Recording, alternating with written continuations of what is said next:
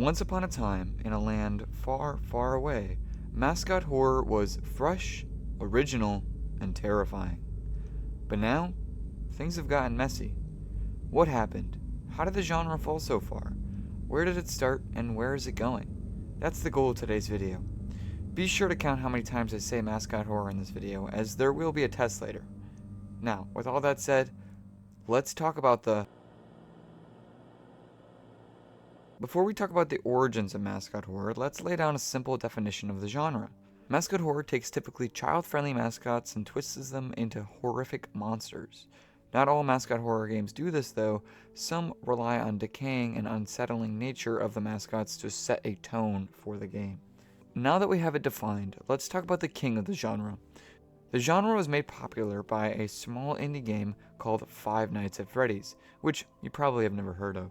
FNaF's viral success set the stage, no pun intended, for mascot horror to truly take off. Its simple mechanics, creepy mascots, and deep lore caused a wave of gameplay videos and retrospectives to flood the internet. Suddenly, this unsettling game was all anyone was talking about. Other game developers noticed this and began to ride the FNaF wave, effectively starting one of the most popular horror genres to date. The success of the first 3 FNaF games gave rise to the first couple of copycats within the genre. FNaF's success inspired thousands of developers to follow the same formula. Bendy and the Ink Machine was proof that the mascot formula was profitable and could be expanded upon. Hello Neighbor attempted the same overall idea, kid-friendly plus creepy vibe equals success, but ultimately they failed in execution. All these basics, which is more of a parody than a traditional horror, leaned harder into the mascot trend with great success. It was clear within this early wave of the mascot horror genre that there was room for more success. After Bendy and Baldy, devs started mass-producing cheap mascot horror games. Huggy Wuggy's chase sequence in Chapter 1 became instant TikTok/YouTube clip material. The chapter model meant new constant content for YouTubers and Twitch streamers to share. Poppy Playtime as a concept is great, while its execution needed a little bit of work. Thankfully, it seems like they really have found their footing in Chapter 3 and Chapter 4 and have begun to limit their amount of cash grab practices. Let's talk about everybody's favorite mascot horror game, Garten of BanBan. The mascots in BanBan were designed to look toy-like and to be very marketable. The gameplay is bare bones and feels like a demo stretched for a full release. BanBan is constantly mocked more than played. This game was designed to be streamed. It's the perfect example of an algorithm-driven game. Games like BanBan are rushed out not to be scary or fun, but are meant to trend on social media. Because of copycat games, creativity suffers. Instead of new ideas, everything feels like FNaF but with XYZ attached. A fresh, new, colorful coat of paint just slapped on. Horror fans have begun to associate mascot horror with low effort. Even creators are getting tired of the endless flood of the spooky mascots. The more these games tried to be the next FNaF, the more they became punchlines. This genre is full of problems, but let's get a little bit more specific. In late 2021, Mob Games announced an NFT collection tied to Poppy Playtime. The NFTs were framed as exclusive lore drops. If you wanted the full story, you had to buy these NFTs. Fans accused the devs of locking lore behind a paywall. It felt like they were prioritizing a quick profit over player trust. This caused huge backlash online. Thankfully, Mob Games eventually backpedaled, but their reputation was forever soured. Hello Neighbor had a massive hype pre-release. The demos and showcases looked very promising. Everyone in the community was looking forward to this game. Then finally, the game came out. The AI didn't work as advertised, the puzzles made little sense. Critics accused the devs of a bait-and-switch tactic. By making the demo look very polished and put together, they hooked people in just to release a buggy mess. Hello Neighbor became a joke, a laughingstock, its reputation forever ruined. In 2023, the first BanBan chapter was released. The game exploded, being known for its low quality. The devs were accused of asset flipping, in which you take Unity store assets and you put them in your game with little effort. The devs fought the allegations, claiming that the community was following a mob mentality. This only caused more drama. The impact left on BanBan's reputation was large.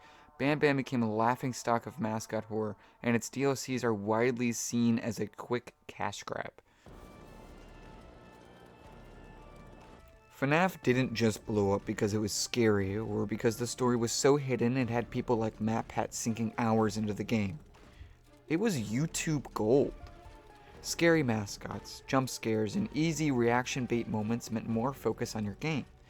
Mascot horror wasn't just made for players, it was made for thumbnails and video titles. It was made to blow up, to go viral. This horror genre went from scary to kid-friendly pop culture. Huggy Wuggy plushies, FNaF toys at Walmart, BanBan merch, it was all made to be consumed by the easiest demographic to market to, young kids. Parents fought back and schools were warned about Huggy Wuggy in 2021, calling it dangerous content. It's ironic, these kinds of games were never intended to be played by 8-year-old kids, but it's what kept the genre alive. Fans began mocking the genre just as much as they played it. YouTubers leaned into the irony with satire playthroughs and roast videos. The once massive theory culture that FNaF built was withered down to nothing. Newer mascot horror games had little lore worth digging into. Do we really need another big-eyed mascot? The community has become exhausted from the oversaturation of the genre. Without the community, however, mascot horror would have never blown up. But that same community that loved it so much has turned against it and begun to mock the new games. Mascot horror is now seen as low quality by older audiences, even though kids still feel the hype. I have a question. How does all of this damage the perception of indie horror as a whole? Mascot horror is trapped in a cycle of creepy cartoons with teeth. For the genre to survive, devs need to experiment with new, unique monsters, mechanics, and aesthetics.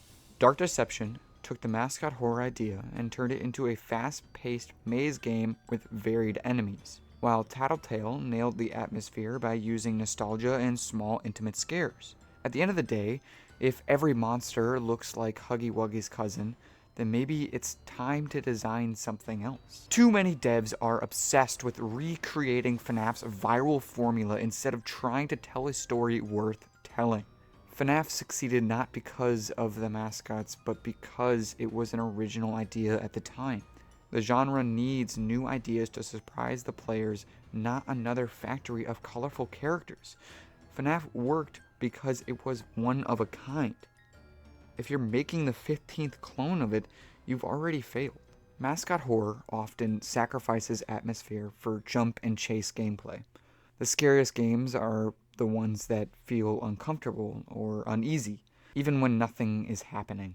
Faith the Untold Trinity is an 8-bit horror that makes the player's imagination fill in the blanks, which is where the real fear lives. You don't need HD models or toy mascots to make something unforgettable.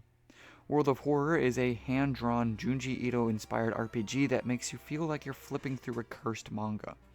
It's horrifying not because something jumps out at you, but because you feel like you've stepped into a world that you aren't meant to be in. Amanda the Adventurer is a parody of kids' shows with a deeper, unsettling narrative. Instead of trying to rely on simple chases, it pulls you into an interactive VHS nightmare. These show that you can mix creativity, horror, and community appeal without recycling the scary things in old buildings formula.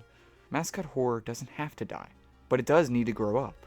Stop treating your players like wallets. Deliver complete, polished experiences instead of broken demos marketed as full games. And respect your audience, especially because kids are the ones who mainly keep the genre alive. Instead of being the joke of horror, the genre could actually help push the indie horror game scene forward. Mascot horror doesn't have to be the problem. It could be the solution. FNAF proved that indie horror could terrify the world with nothing but a camera feed and a few animatronics. But the quick oversaturation, cash grab practices, and shallow design turned mascot horror from a bold idea into an overused formula. It doesn't have to stay that way. If developers pushed their creativity, took risks, and stopped chasing the shadow of Freddy Fazbear, then maybe mascot horror can become more than just a punchline. It could be scary again. It could be exciting again. It could matter again. Mascot horror is far from dead, but unless it grows up, it might just end up forgotten like the mascots it creates. Thank you all for watching. If you did enjoy, thank you for enjoying. Have a wonderful rest of your day or night. You deserve it. And goodbye.